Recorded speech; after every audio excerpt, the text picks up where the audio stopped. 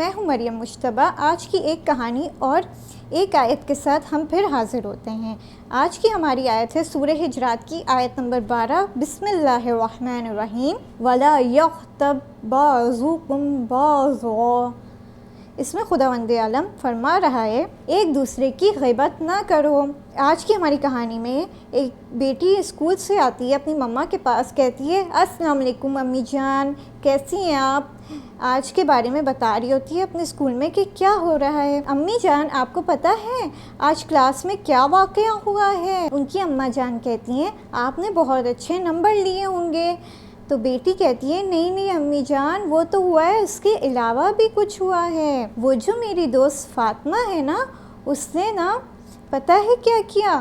ان کی امی جان کہتی ہیں بیٹا ابھی مت بولیے آپ، مجھے پتہ ہے کہ آپ غیبت کرنے جا رہی ہیں۔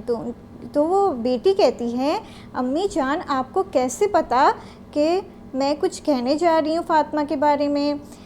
تو امی جان کہتی ہیں آپ کے بات کرنے کے لہجے سے مجھے پتہ چل رہا ہے کہ آپ کوئی غلط بات کرنے جا رہی ہیں۔ غیبت نہیں کرتے ہیں، کسی کی برائی نہیں کرتے ہیں، اور کسی کے عیب تلاش کرنا اچھی بات نہیں ہوتی ہے۔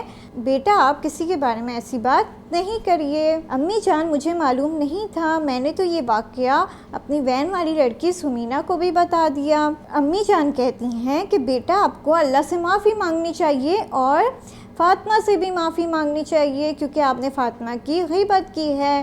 تو بیٹی جو ہے وہ اللہ تعالیٰ سے معافی مانگتی ہے کہ اللہ مجھے معاف کریے، اور اسکول جا کے فاطمہ سے بھی معافی مانگتی ہے۔